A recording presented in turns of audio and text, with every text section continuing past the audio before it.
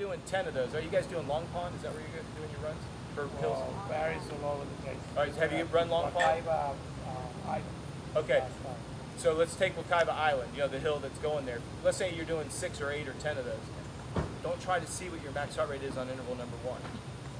Okay? Because as you start to fatigue a little bit and break down, I don't want it to be where, yeah, you blitz the first one, but then you're toast for the rest. Because the goal of running hills is to get progressively strong. Does that make sense? All right. The problem, that's why I like a race, because the race is you're trying to get across the finish line, and you'll progressively just keep pushing the pace further and further all the way across the finish line. You know how it is that last 100 yards, you see everybody sprinting like crazy.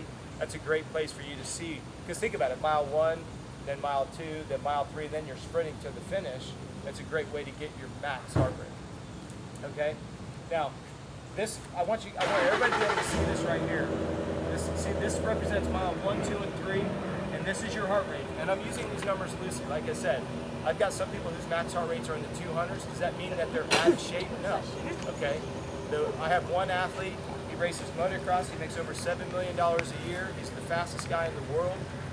He's not out of shape. He has a max heart rate of 202 on the motorcycle. Okay? So I'm using this loosely. All right, 140 to 145. I want you to please not pay attention to this side right here. So this is what we call a MAF test, maximum aerobic function test. After we get your heart rate, max heart rate, and remember I said there's 5 zones, from aerobic to lactate tolerance, which is your sprint speed. What we do is you're going to have ranges for each one of those. Zone 1 might be 125 to 130. Zone 2 might be 130. You see the point? Okay.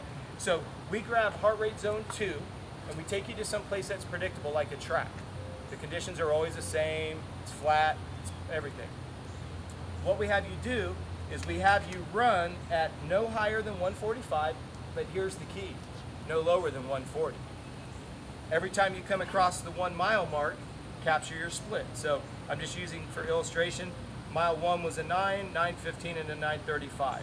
And you go, well, didn't you say go faster at the end of the race? No, remember, this is your goal, is to not go outside of that range.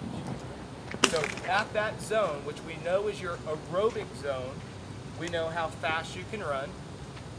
And then we say, great, we go train for 2 or 3 months. Then we come back and we do a MAF test again.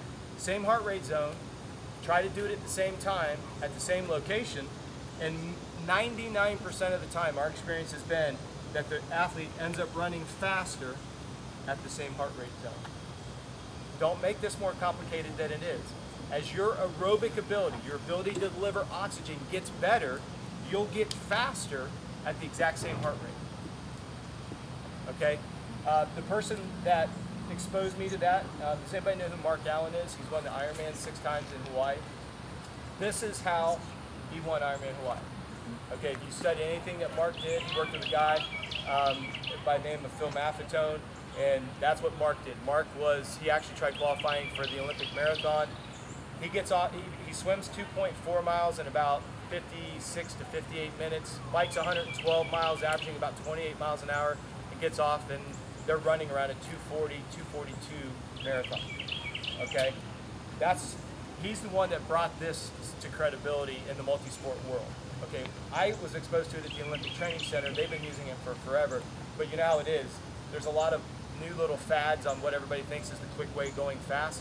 This is the only thing that we have found that has stood the test of every ideology out there.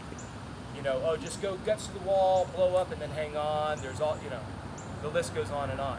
But what's interesting is take your time, whatever your goal pace is for the race. If you got 30, 40 seconds faster a mile at the same heart rate in your aerobic, that's like money in the bank. Reason being is because, hence the word aerobic, you're staying in this middle zone here. You're not starting to venture up here. So you can sustain that for whatever your duration is. And that's what I want to leave you with today is once you know what your max heart rate is, we're trying to find the sweet spot so that you can run as fast as possible for the given distance that you want to race. You get done with a half marathon and you say, you know what, I want to run a 5K. Guess what? Shorter race, take the intensity up. Maybe try to race it in zone 4. Push the intensity.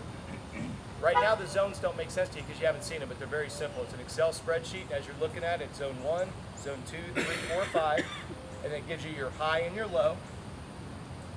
And that's all you've got to do is plug it in.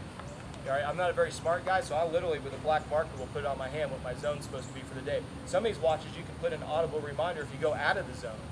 So when it's dark out here, all you have to do is listen. If it beeps, you're going too fast. If it beeps real slow, you're running below it. You're falling below the 140 range. You go, why is that important? Think about it. If you want to race 13 miles, you need to know what intensity you can race 13 miles. If you take last week's conversation and you put on top of that the food I ate the night before, the intensity that I go for the distance, the race takes care of itself. You don't have to worry about how fast can I run. What you want to learn is, what do I need to eat to go the distance, and how hard can I run and still finish the race strong? Because let's take that marathon, a half marathon for example. You get to 10 miles, you're golden. The race begins at mile 10. That's the reality of it. It's a 5K after that. It's no big deal. But if you're struggling at mile 8, mile 10 isn't any prettier. And it doesn't get any easier after that, okay? We say that all the time. It's what we call threshold of threshold of pain, but for you guys, threshold of speed. The race begins at mile 10. For the marathon, it's mile 25. You go, why so late? Because it's a lot of time on your feet by the time you get there, okay? You'd be surprised with that last mile. We've seen people literally lose 45 minutes to an hour in the last mile. Because at that point, they've cramped up that they can't move. They're literally stopped on the side of the curve trying to massage the legs to move. Don't buy that t-shirt. I'm not saying that to scare you. I just don't want you guys to go there. I've seen, this is our 28th year of doing this. We've seen people do it over and over. Oh man, the pictures look great at the halfway point. Ooh, they're smiling and everything. And then 2 miles later, they're on struggle street. I mean, everything hurts. Okay? If you're training with the heart rate monitor, you have so much confidence going to the starting line, because it's not a matter of, can I do this anymore? That's what I want you guys to go away with, this, with the heart rate monitor, okay? On the flip side of that, as you get more aerobic, does anybody, and be honest, does anybody not understand when I say aerobically fit? Okay, your heart is just like your biceps, it's a muscle. So if I go to the gym and I strengthen your bicep strength, you go, oh wow, I started at 10 pounds, now I'm lifting 15. You go, wow, my biceps are stronger, okay? Your heart rate, if your resting heart rate in the morning is going down, that is money, that is awesome. Because think about it, every time your heart pumps one beat, it's putting out a certain amount of millimoles. That's how the volume of the heart. It's putting out more millimoles of oxygenated blood. So a lower heart rate shows an enhanced aerobic function. Now, what's a magical number? Don't go there. If you started this program and your resting heart rate 78 and now it's 72, you're better. Don't worry about if it's 46 or 42 against some elite Olympian. That's ridiculous. They train 120 miles a week of running, okay? So they should have a really good aerobic function. And that is actually your biggest physical limiter. Last week I talked about strength, but if you think about it, the heart is what delivers oxygenated blood. If there's not oxygen in the blood, you slow down. You start to get side stitches. You start to feel really miserable, okay? Yes, ma'am? And you said keep on your heart rate, like when you wake up, go to the restroom, go back, lie down, and then you... Yes, ma'am, because as soon as you go vertical, your heart rate goes up, because when you sleep, your body protects the heart at all costs, okay? So once you wake up, the blood goes to the extremity, so heart rate's going to elevate. So then when you go and you lay back down. And the reason why we have to go to the restroom is because if the bladder's full, it'll drive the heart rate up. So you have an artificial elevated heart rate. So for those that weren't here last week, ideally, go to the restroom and lay back down. If you can put your heart rate monitor on and you're patient enough, that's the best. If you're not going to put the heart rate monitor on, guys, sit down like a female, urinate, breathe deep for 5 or 6, and then just take your pulse on the wrist. Your watch is right there, just take it for 15 and multiply it by 4. Is it the most accurate? No, but if you do it consistently, at least your basis of evaluation is the same, okay? And then the idea is that resting heart rate, if you see it going down, that's why we track it. Julie, I sent her, the spreadsheet's called a body analysis. It's 7 days for 52 weeks. And what it does is as you plot those numbers every morning at the end of the week, you can look at it and go, oh, my weekly average, because it's going to go up when you're tired. You did track on Thursday. It should be elevated on Friday. That's natural.